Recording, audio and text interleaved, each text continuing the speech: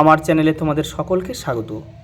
আজ আমরা class 5-এর Ryan মার্টিনের প্রশ্নবিচিত্রা থেকে পরিবেশের প্রথম পর্যায়ক্রমিক মূল্যায়নের পঞ্চম স্কুল সলভ করব।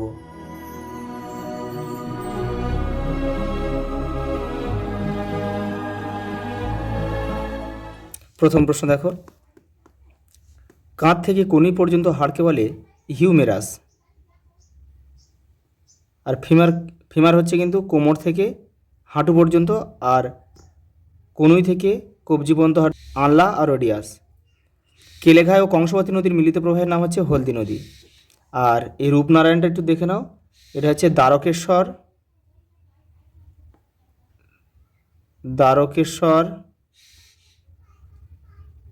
ও শিলাবতী নদীর মিলিত প্রবাহের নাম হচ্ছে রূপনারায়ণ।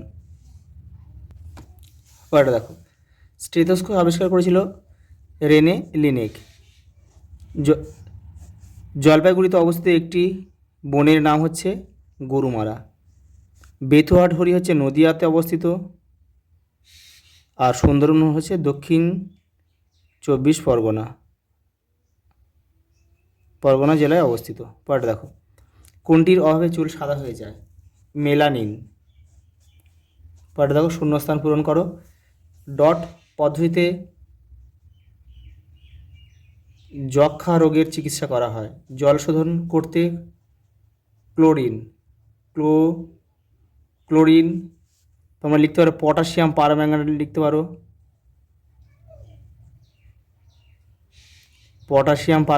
লিখতে পারো। শরীরে পুষ্টি ও অক্সিজেন পৌঁছে দেয় রক্ত। পরে দেখো, রয়্যাল বেঙ্গল টাইগার কোন অঞ্চলে দেখা যায়? সুন্দরবন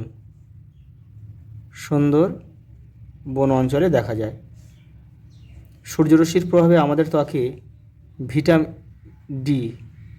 ডি ভিটামিন তৈরি হয়।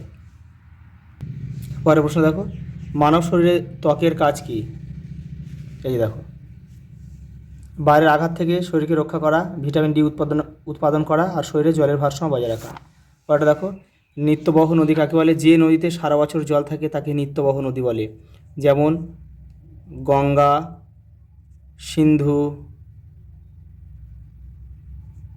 Brahmaputra.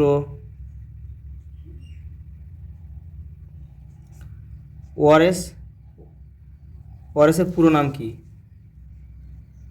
Oral rehydration solution.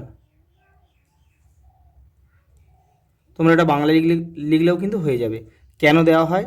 Diarrhoea হলে শরীর থেকে অতিরিক্ত জল ও লবণ বেরিয়ে গেলে তার অভাব পূরণ করার জন্য কিন্তু ওআরএস দেওয়া হয়।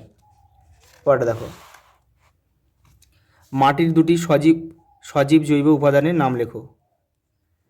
কেঁচো, আর একটা লিখবে ব্যাকটেরিয়া। পরেরটা দেখো, জীব বৈচিত্র্য কাকে বলে? দেখে নাও। আচ্ছা, এই পর্যন্ত। দেখা হবে পরের ভিডিওতে।